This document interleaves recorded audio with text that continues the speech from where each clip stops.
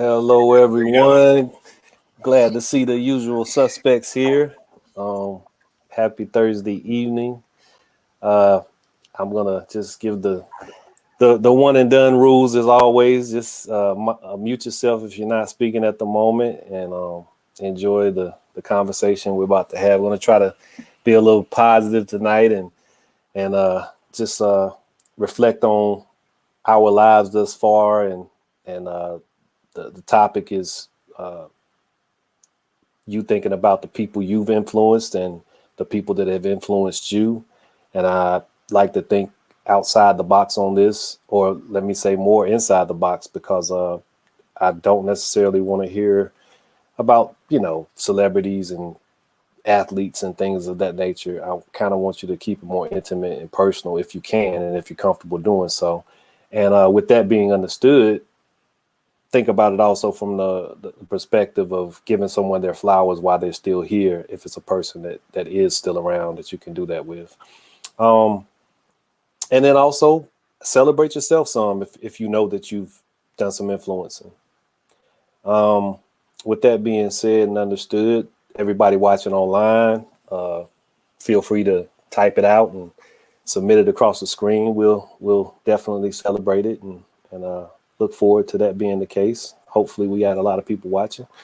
Uh, but I know I said I might start this, but I'm going to defer at the moment and just go around how my screen is situated, starting with Merrill. Take your time, unpack it. This is to me, a happier moment than we may be used to in this space sometimes. Just kind of think about it in terms of elevating somebody in, and including yourself. All right. First thing that comes to mind, the very first person that came to mind when I started thinking about people who influenced me, other than my parents were very influential on me. My dad and I have had a lot of conversations about um, just leaving a situation better than you found it, and he always just kind of like gave me some really wise sage advice, at different points in my life. But the very first person I started thinking about as it relates to just kind of like the work that I do now is this woman. Her name, she just actually she passed away earlier.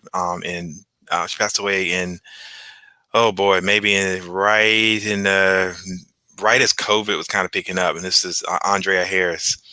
And I think about her a lot, and I have her on my mind a lot after going to the or viewing the Civil Rights Museum gala this past weekend, because there was a whole lot of Bennett Bells that were being highlighted and thought about, and she is the Bennett Bell to me, and for a lot of people who are watching this, or people who are have any knowledge about Bennett and Greensboro, particularly Bennett. She was proud Bennett Bell. She started the Minority Economic Development Office for state of North Carolina for minorities, and she was just a big time inspiration to me. Like, she's a very tiny little lady, but she was so powerful. And I just remember sitting in her office.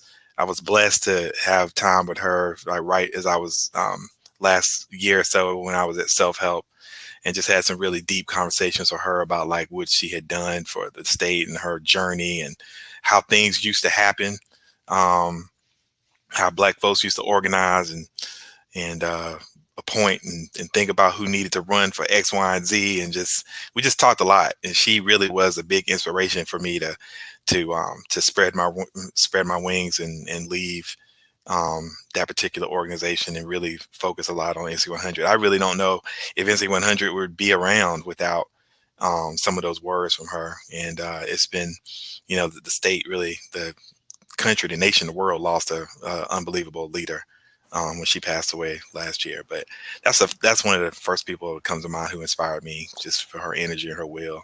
Do And you recall the moment that you connected with her in a way that let you know that that was a significant relationship? yeah, so one of the things that I used to have responsibilities for in the headquarters office in Durham was we had this real big space that people use for events, and she only wanted to talk to me. Like, I had helped her out with like the the office having like their Christmas party in our building one year. And I guess I had done a particularly good job, or she had a really good interaction. I didn't even know she remembered my name. But the next time that any time that she needed to do something with the organization, especially that needed to have something to do with logistics or just making sure something was right, she looked me up, she searched me out, and she just would always just say really glowing things about me in public spaces. And I feel like she also was one of these people, which we all need, to say really to talk about you and say really good things about you when you're not in the room.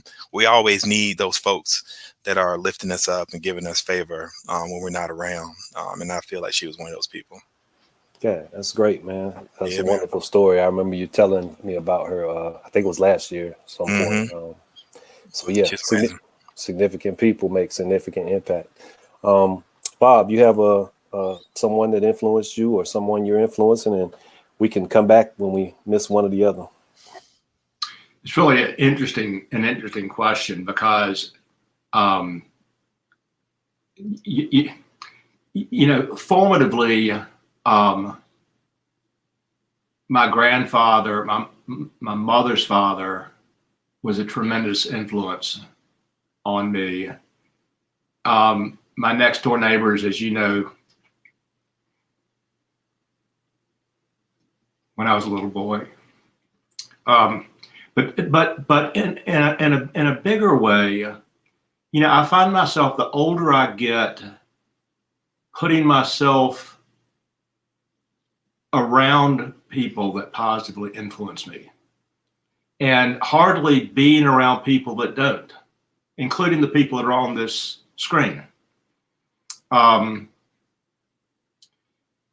It seems to me that there's too much to learn, too much to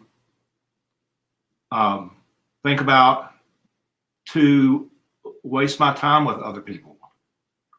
So I very intentionally spend time with people that mean a lot to me, or that favorably influence me, or teach me things I don't know, show me places I've never been, and that sort of thing. And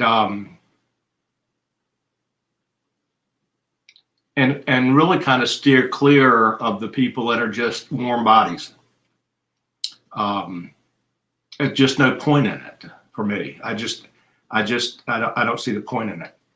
I hope I've influenced my boys in a positive way. You know, I think those of us that like to feel like we're well intended, do what we do with good intentions, and to the extent that that influences people favorably, awesome. I guess the people that it matters most to me, whether or not I've influenced them positively, are my children, my boys. And then, of course, the next round of that will be my grandchildren. So,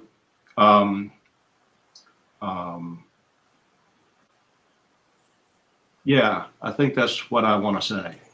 So you let the proverbial cat out of the bag with something I was kind of having a little fun with during this, and it was our natural inclination to think about positive influences. And you were specific in your wording, Bob, when you said positive influence. So it is just a given that we think of any influence when we're discussing. When I just say, hey, you know, share moments you've been influential or someone's influenced you, that they're positive. But there is another type of influence that we kind of disregard in our thought process, but we actually pay attention to when it has an effect, especially when it's on someone we care about, which is the negative influence. And you and I talked about that yesterday too. There you go. So those things exist, right? Yeah. But we only pay attention to one primarily. It's the good one that catches our eye and our thought process. So since you did that, and it might be based on the fact that we had a conversation about that yesterday, it's not a lot to it. I just wanted to I was going to mention it at the end, but since you brought that, that's an important point to make, and and our conversation yesterday betrays how important that is. because there was a lot of energy and a lot of time invested in that portion of our conversation. Yeah, very much so. And clearly it was impactful, and had a huge influence. All right. Well, yeah, that was like microwave influence. Appreciate it, Bob. So I'm gonna come to Danya. Give us and it can be positive, and you don't have to wrestle with what the rest of my idea was, but just give us a time you've been influenced or you've influenced someone else. My family influenced me a lot. I'm gonna go the unusual route though. I'm gonna talk about this influence came from my childhood. It actually came from a TV show. Mostly everybody might know about it. Fresh Prince of Bel-Air. I actually had two influence from that show. Um, the first is Will Smith, obviously. Another one is Uncle Phil or James Ivory, rest in peace. But for Will Smith in my childhood, from what I learned from it and got inspiration from is to be hardworking. It taught me about family values, and it taught me when I make a mistake to reflect on my mistakes and do my best to fix it. All right, y'all can go ahead unless you want me to say something about Uncle Phil. No, you can definitely unpack your Uncle Phil moment. It's worth sharing, I'm sure. Go ahead, Danya. Tell us Oh about the yeah, Uncle Phil influence. like yeah, he when I was a child, he taught me mostly what responsibility was, and if I ever, what I did grow up to be adult, like what I kind of wanted to be. Like he might have been a bigger inspiration than Will Smith, but rest in peace. Y'all can go ahead. All right, appreciate that. Appreciate you Mhm. sharing that. Gregory and Julia, I know you both have separate tales, and I'm interested in hearing both. So, who have you possibly influenced, and who's influenced you? Well, we were married for 27 years, so we could probably blend some of this. But I'd like to ask Julia to go first, and then I'll maybe pick up after that. Great. This is a great question and great discussion, and appreciate the opportunity to reflect because there's been so many positive influences.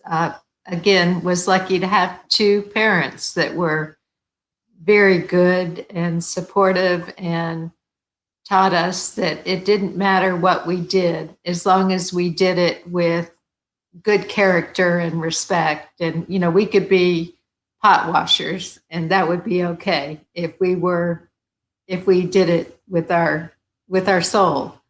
And so was very, very fortunate there. Probably in later years, one of the biggest influences besides my husband, who has always taught me whenever I've been in victim, like, oh, poor me, he would say, like, what is the solution? Or make a joke. When do you think you're going to get out of this victim? But he always asked good questions that help me navigate when I'm going through a hard time. And the other one I want to mention is another mentor. Her name is Susan. And we just December 31st was our last day of a nonprofit catering organization, multi-million in sales, very successful. And it was a nonprofit, gave all profits to charities. And all the 4 managers were volunteers. But as we know, in a catering business, it's all different kinds of people. And a lot of personalities. And I remember struggling with one person in particular in the kitchen, high up in the kitchen. And instead of saying what was wrong with that. You know, I have my side of the story, and she would say, well, how can you help them? What can you do? What can you see? Think of 3 positive, good things about her, and how might that change things? And it completely changed the dynamic between myself and this other person. And she always had words of wisdom like that. So Susan would be one of my mentors and influencers. Susan sounds awesome. Go ahead, Gregory. Oh boy. Can I pick everybody on the screen right now? All you fellas? Seriously, you have influenced me since the time that we met and I first heard your wisdom. It's been incorporated into daily life. Julia, just before we began, and we heard what Felton had in mind for this evening, mentioned a gentleman that is in my deep past that influenced me. His name was Ken Shaver, Mr. Ken Shaver, Southern gentleman. He started a trucking company called Dixie Trucking, of all names, Dixie Trucking Company in Charlotte, North Carolina. I came off the road running loads to California and back, realized I needed to stay home, and I applied to Mr. Ken Shaver, Dixie Trucking in Charlotte. He took me on, and he influenced my life. And just to reflect on it, just so it fits our meeting here tonight and social and racial relations, the first driver he put me with was Jake McPherson, great big muscular black man who everyone respected in the company. And he put me with him, and we drove together for several days. And I learned through Jake McPherson what Mr. Ken Shaver's philosophy in life was about. Dixie Trucking was more than just a trucking company. It was a training camp. And I hold his wisdom in my heart to this day, and it fits all of our philosophies here. And it's just surprising to me that we might discount a trucking company started back in 1962 called Dixie Trucking Company in Charlotte, North Carolina, and made a difference in so many people's lives, made things right. Yeah, wonderful statement, Greg. Appreciate that. And thank you, Julia, also. Hello, Tango. So key in that, man, is being a product of your environment. A lot of times people have a negative connotation with that one, right? But when you think about good environments, good people, what they do for you, that is still a part of your environment. You worked at a place that was a part of an environment that enhanced your character. You just said something that's definitely on my mind also. This space here, man, there's just good people here. You always surround yourself with good people, you're going to do some good things. That's important.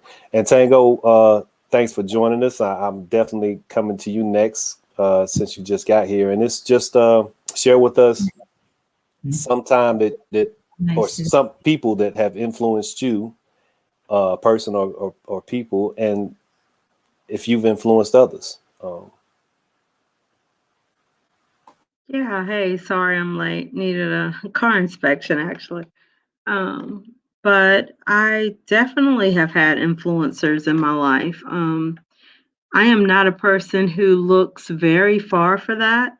I like people who are near and dear to me to be my to have the biggest influence on me. So I would say my family, my parents. They're no longer with us, but they were definitely, where I learned to be who I am in lots of ways.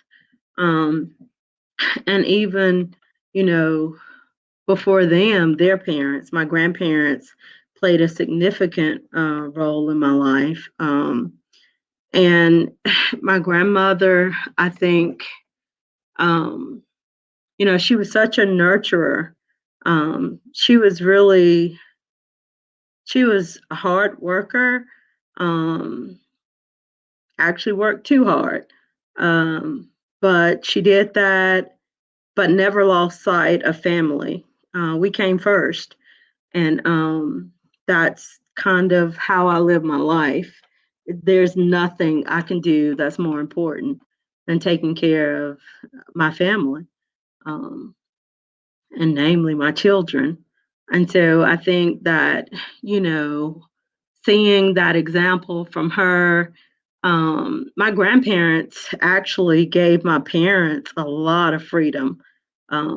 They were married as teenagers, had 3 children by the time they were 21. And wait, maybe 20. Um, and so I learned a lot about living life and enjoying it from them because they had us, but they didn't always have the pressure to, you know, to carry the load alone. And so it's they enjoyed one another, they enjoyed life, they enjoyed us. And I my focus is really very much, like I said, within that circle of people. Of course, there are other people that motivate me, and I think that's a different word. That's a different experience, being motivated by people as opposed to influenced by them. And I would say even, you know, my children. So it doesn't have to be someone older than you to influence you. Um, and so just watching how they move and how open they are, and you know, just open to the world and even different things than, you know, I was exposed to. Um, and so just we can learn from anybody.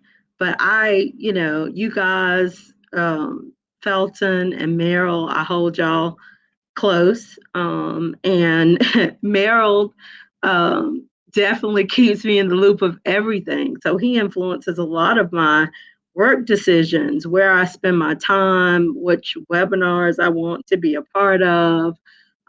He grows me in that way.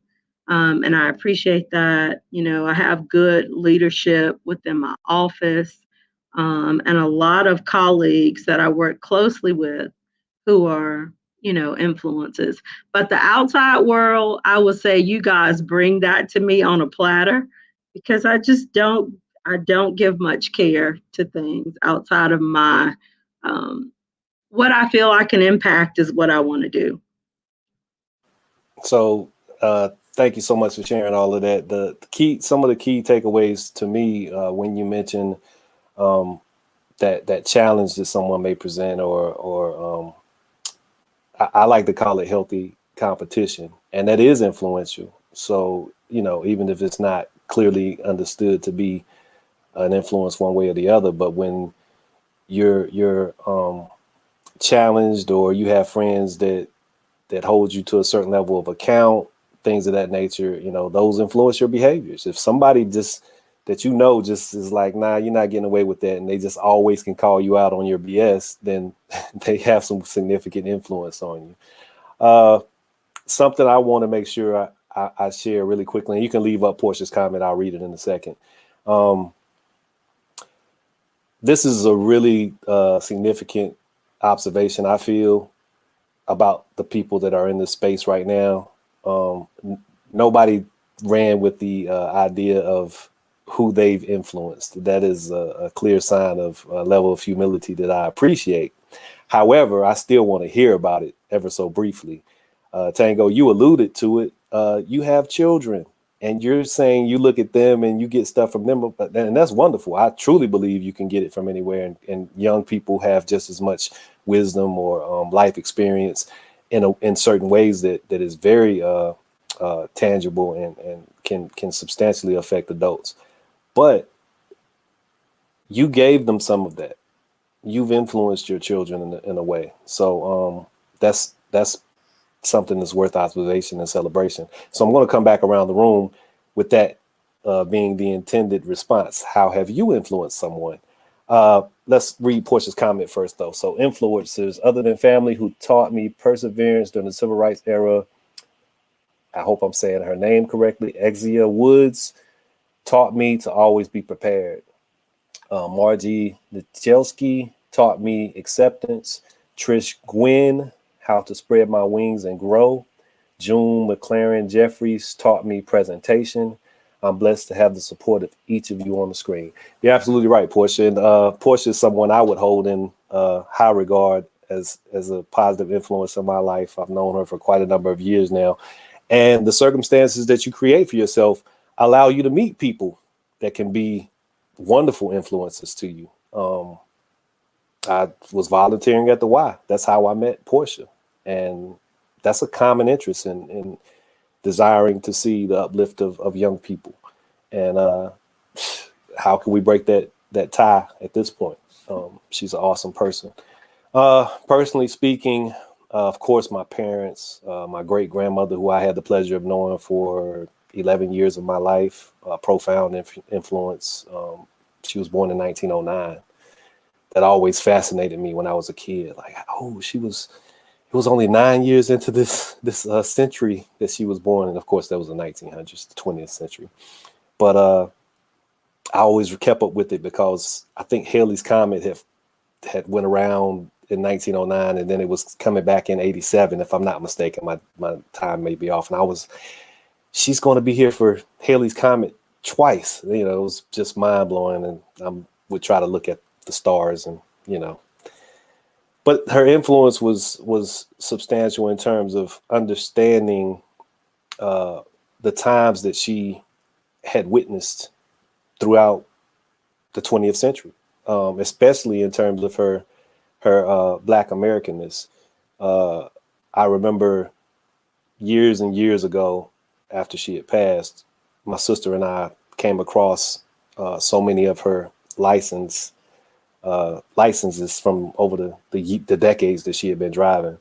And I remember seeing how they went from, and I'm not probably remembering exactly correctly, but they went from like Negro, colored, Black.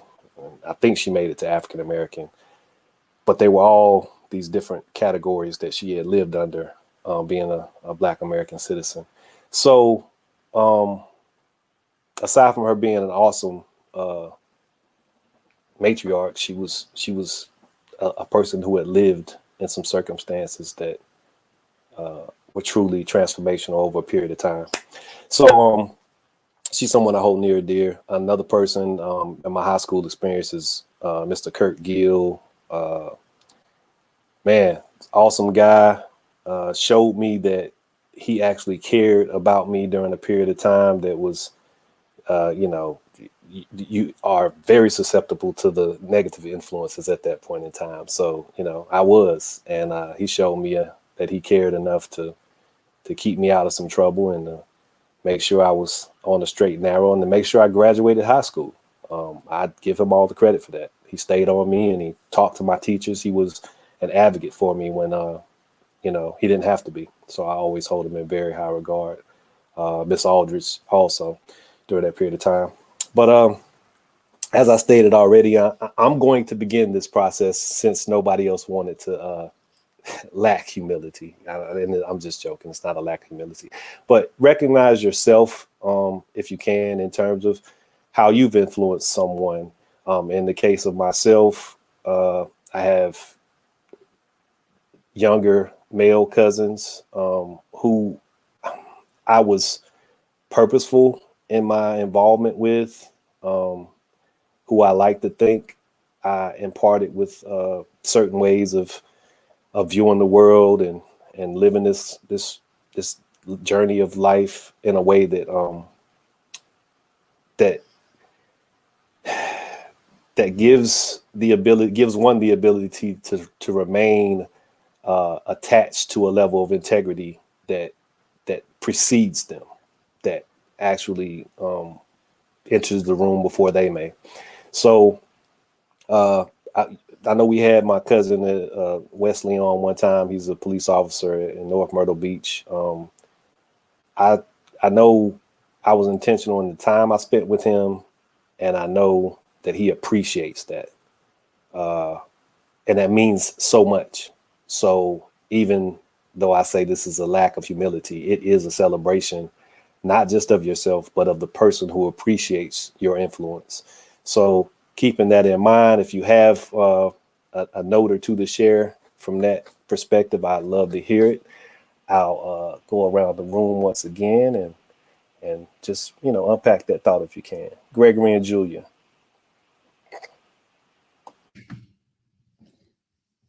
Again, back to our catering business. Being a nonprofit, we hired people that had been in jail, incarcerated, people that had addiction problems. And our pot washer, Gregory knows him, Mike, has been our pot washer for about 4 years now. And he was an addict and in prison. And just when he first came in, his demeanor was so suspicious, especially of white people. And we just worked with him, showed him respect. Our company had a real culture of respect and personal responsibility. And now we are not catering events anymore. We are doing feeding the food insecure, making meals for 200 to 300 people a week. And after working with us for 4 years, he loves it so much that he is volunteering with us. And he just shares that it's like home to him. It's the best place he's ever been. He's never been shown respect before. And that was so touching. He's in his 60s, late 60s, and it just warms our heart. He's just the best man. And so just creating a culture of respect had an influence on this wonderful man. That's awesome. He has to somehow navigate his way to that situation, and fortunately he did. And it's never too late. I always say, if you only got 2 years left on this earth, you don't know. Do the best you can with them, for we do not know the hour. Make the most of the time that you have. Gregory, are you gonna let Julia have it? I'm going to let Julia have it. She did all good. Right. She did all right. good. All right. Appreciate it. Tango.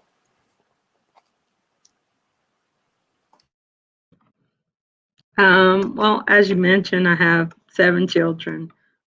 So I would say that I've been a huge influence on them, and it's more than what I know. It's really having them to be open to what I don't know.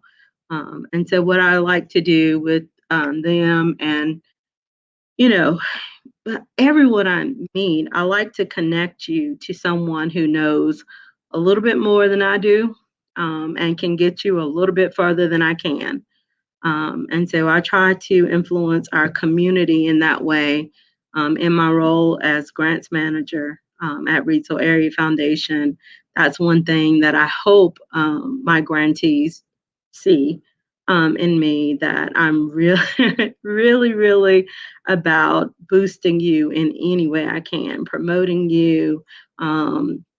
We have so much, to offer, but we can connect you to even greater resources. And that's something that's huge to me. I think that's one of my most influential acts, is just connecting people.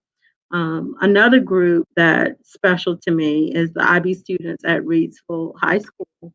And I get to sit with them once a month and influence the people who they are as students, but who they will become as adults, and really leaning into racial equity and just humanity and respect and building community and care for one another and your neighbors is just so huge. And so I'm very honored to be able to sit before those students. This is our 4th year with them, and just pour, that kind of guidance into their lives. So I think those are some of the biggies. When I was a little younger, right out of law school, I started a group called Virtuous Ladies through my church. And it was aimed at, it was a mentorship program for young girls. And I mean, they still reach out to me and say, you made such a difference. I started it and I moved away, and other people carried it, mostly my cousins. But just kids don't forget, they grow up, they become adults, they, contact you and let you know. So it feels really good to know that, it's really not hard to help another person in this life.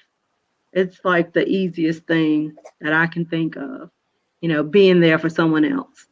Perfect. Well said. That last part is definitely resonates, and I can attest. I would not know Meryl if it was not for Tango. That is actually what she really practices is connecting people that could potentially move mountains and build pyramids and things of that nature. So I'm appreciative of her for that, and to also just strengthen further what you said about how you can influence someone and how much profound it can be to their life experience. Of course, the time I worked at the Y, there's so many youth that show love, or I happen to run into that recognize that the time that we spent with them was truly significant to them. And Angelica's one that I hold in that highest regard. And the funny thing, I have these old pictures in my phone in the cloud, so every day it'll show me a old picture, and one of Angelica popped on the screen from one of the YMCA events, and I thought it was like, wow, that's now she's working for Maryland, and it's awesome. Working for NC 100, and it's awesome. But yeah, absolutely, that was well stated. Appreciate that, Tango. Bob, what you got? It's really a thought-provoking question, and I think Felton, talking about your nephews and talking about being purposeful or intentional in your dealings with them. I think that as a parent, if you love your children, which some parents don't, but hopefully you do, then you have an obligation, and you feel an obligation, and it's a very purposeful thing to do things with love and care for them. And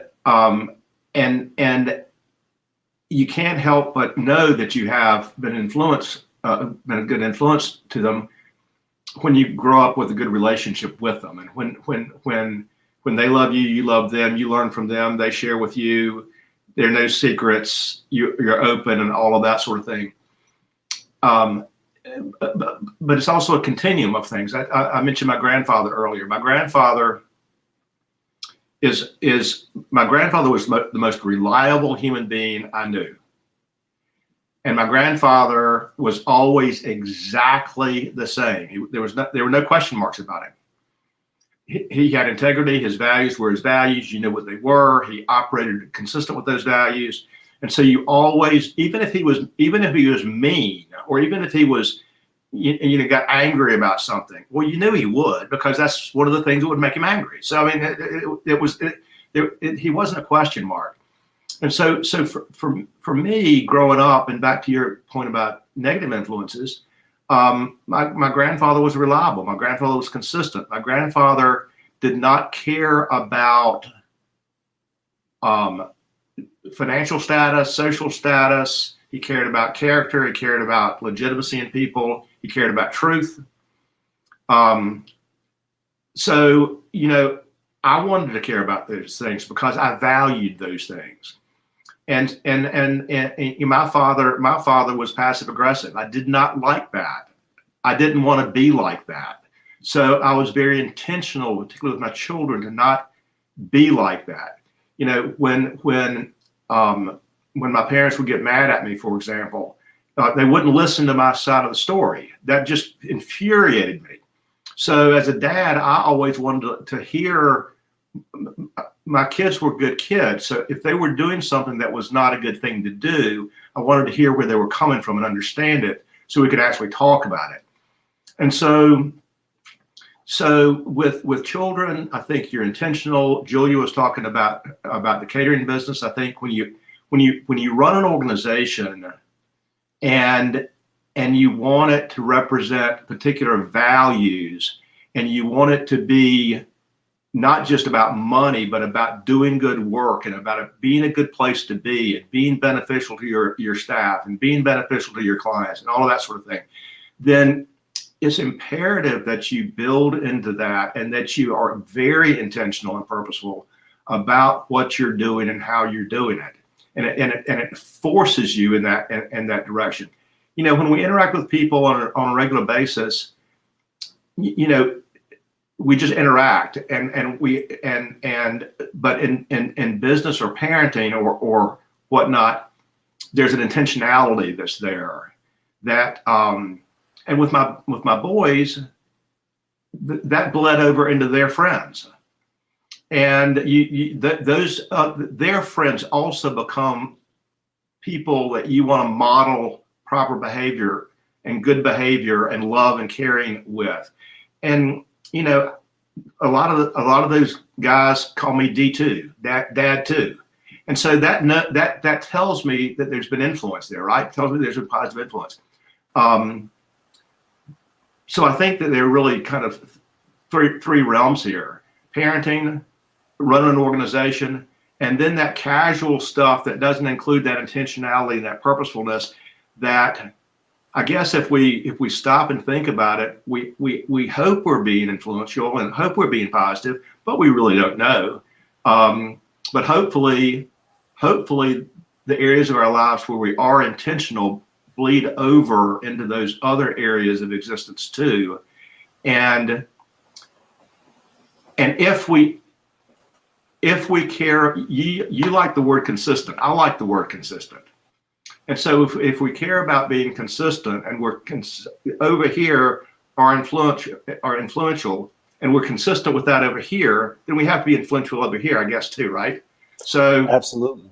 So now, something I definitely wanted to just like put an exclamation point on is if you're a certain way with the people around you, it will show. It will show back up, especially as you get older, especially as you spend time with, in your case, Bob, your son's friends, Tango, in your case, your children's friends. You'll show back up if you've been the type of influence that you hope that you had been, because there's an instant rapport. They already know you enough based on your influence on your children. In my case, my cousins, Meryl's case, whoever you've influenced, if you've done a good job with it, then it'll revisit you. And it may not be loud and boisterous or some big celebratory moment, but it will revisit you, and you'll appreciate it. Don, you have something that you done in your brief time here. I know you're in your 20s, so what have you influenced anybody positively or hopefully not negatively? I hope so. They'd be my little cousins. I used to babysit them all the time when I was younger. Usually when I babysit them, I try to, teach them about the right and wrong, responsibility, and stuff like that. I haven't got to see them because, of this mess, COVID. But I hope sometime either they already done it or in the future, any tips and tricks I taught them will help them out in the future. Absolutely, they will, I'm sure. And yeah, man, COVID does cause some issues with those normal ways we used to interact with our loved ones, but I hope that you're using the phone and FaceTiming or whatever the case may be. Meryl, wind us down with your points of influence. your sphere of influence? Just a couple of things. I kind of liked what Bob said about breaking it into these buckets. And I think about, I'll share three things that come to mind when I think about those buckets. Like, you know, close to me and at home, you know, I've had some really good conversations about positive things that I did as an older brother with my sister. You know, she talked a little bit about, okay, this thing you did here, or I felt inspired or challenged by you to do well in school or whatever, or just something, or my general approach to something. Like, so that always felt good to hear that. And then here at home, I hope I've been a pretty good influence for my partner and our girls. And, you know, there's good feedback about life lessons or conversations about stuff, or looking at things differently or something. So that's good. As in the professional space, and you know what we do at NC 100, I mean, we want to have positive impacts around a range of outcomes. I mean, I hope we've been super influential in that. But before that work, I thought the thing that I have the most pride in and got feedback is being an advocate for folks who weren't in spaces. I learned very early that I had a lot of confidence in my ability for the work and the talent I have to do X, Y, and Z. And so I'm the person who will say something that other folks might not say, because I didn't care necessarily about going up some ladder or being in favor with the power structure and stuff like that. And so a lot of work that I did, especially, you know, working in different parts of the country with a large organization I was with, it was being an advocate for like their work experience. And so I could have the ear of folks and say, hey, this is what's going out in the field. These people, you know, somebody said this, and this is how it's impacting them. And this, you know, this isn't right, and blah, blah, blah. And I got direct feedback of like how appreciative people were that I would say those things, and I'd say them on a conference call, a public setting. I don't care.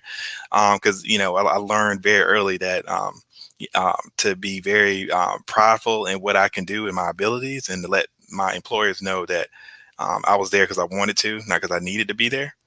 And so like that really feels good to me when people gave me that feedback that I would be that voice. And so like that was great.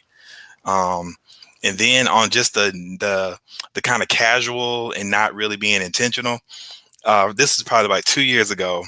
I was at the grocery store, and this woman comes up to me, and she's probably in her early 30s or something like that. And she was like, sir, Mr. Holloway. And I was like, who did I scratch her car or something? I had no idea.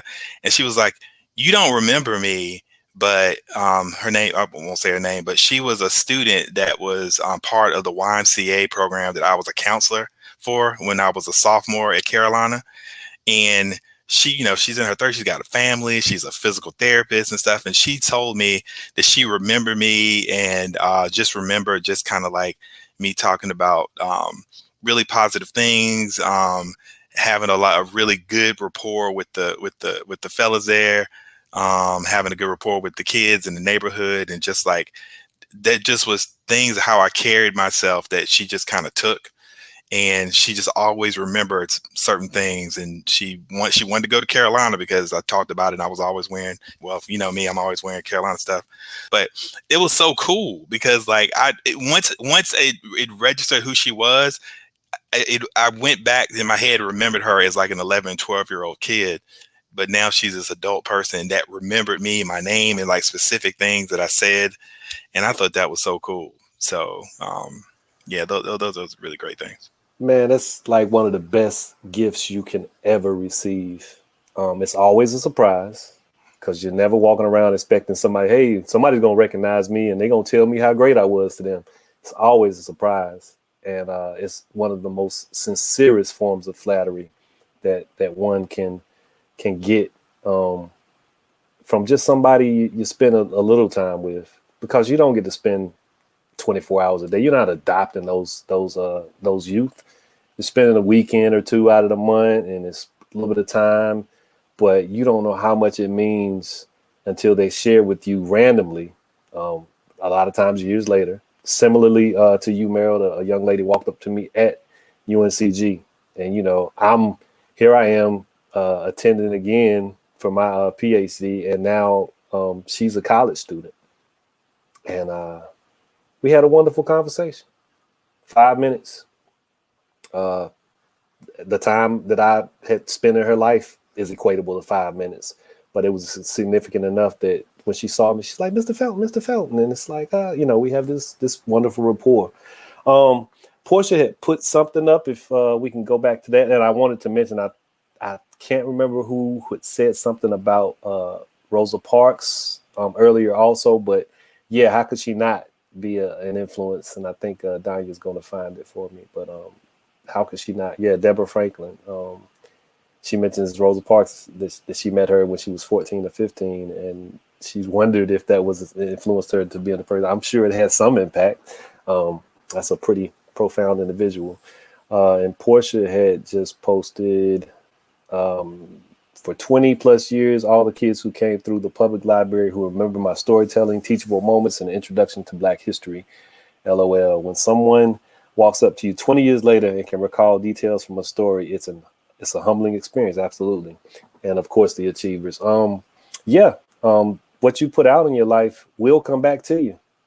And that's why it makes sense to kind of do, good things. Be a positive influence. I'll say it now, Bob. Positive influence. I'm going to wind this down by actually sharing that I had intended to engage in a limited part of this evening with the conversation around the back and forth going on in Raleigh. I think it's been decided on how to teach social studies in our school system here in North Carolina. It's fascinating times we're in. I will use one of the old statements in terms of the chickens coming home to roost. I think this is the results of so many years of embracing a lost cause narrative that has been to our detriment as a nation, but in particular in certain areas of the South, including North Carolina. There's a reckoning that's taking place and occurring, and I'm hoping that the truth wins out, and that based on from what I understand, it was passed that they will restructure how social studies is taught, and they will incorporate racism and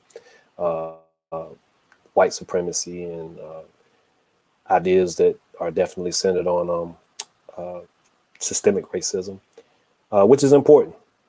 Just as an aside, and to encapsulate why I am enamored and have always been enamored with history, my early experience was that they were not telling history in a proper context that was beneficial to people understanding the human condition.